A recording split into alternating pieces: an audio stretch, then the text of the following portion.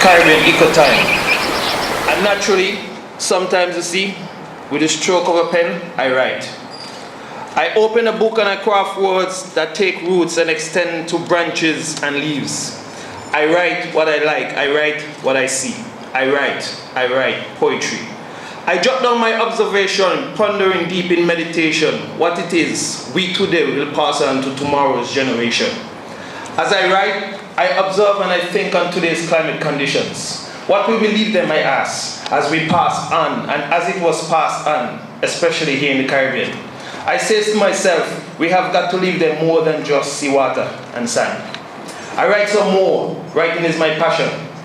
I enjoy capturing in words the essence of the earth sounds. I write with the wind spirit blowing through this amazing creation. But at times, it pains me to write of today's atmospheric condition and how it is plunging out of hand.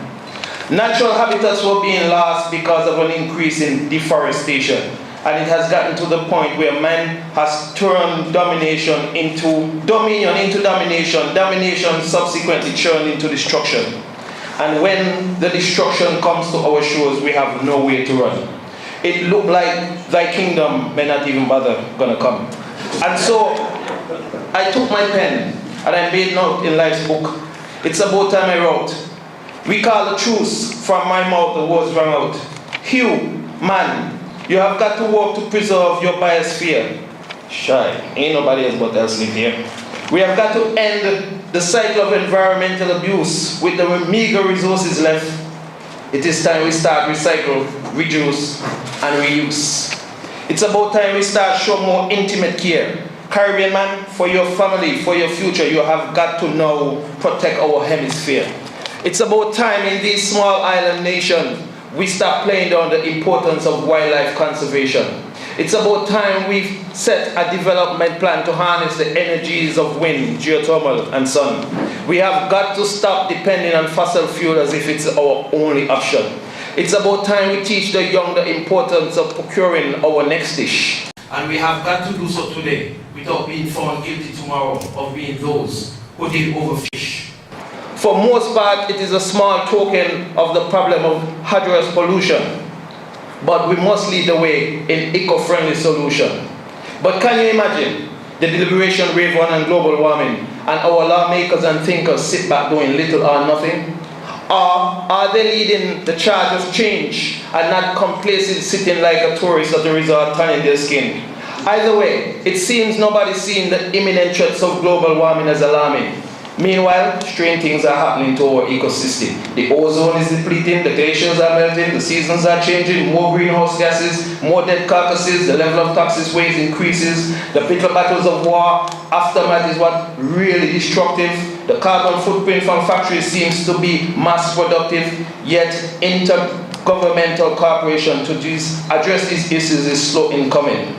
We have got to cut back on cattle ranching that is designed just to satisfy our burger meat craving.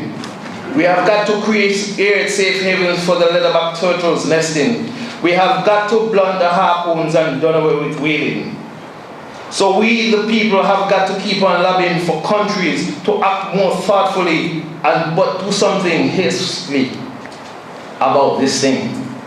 Because the storms are approaching, more and more intensified, and those who live in hurricane potential path have reasons now to be petrified.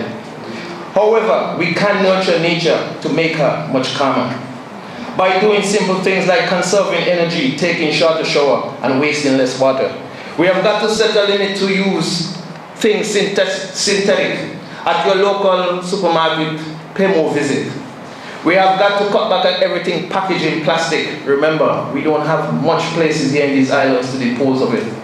The discussion is held in bigger countries. Charges are made that excessive use of some insecticides are impeding the pollination process and killing bees. Extinction is now threatening more and more species. And here in the Caribbean, we fail to realize that at times we are surrounded by these realities.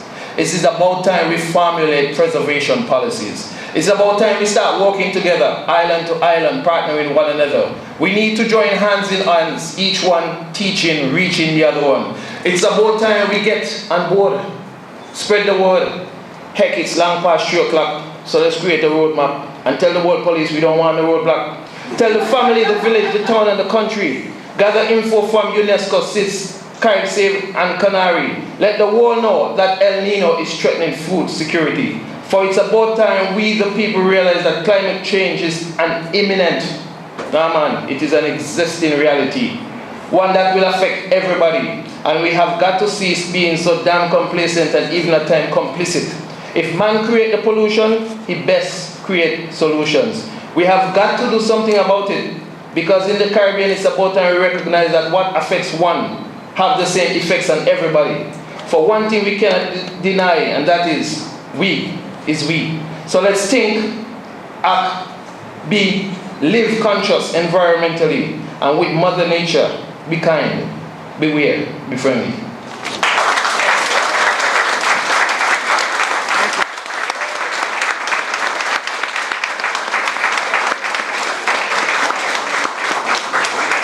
Thank you.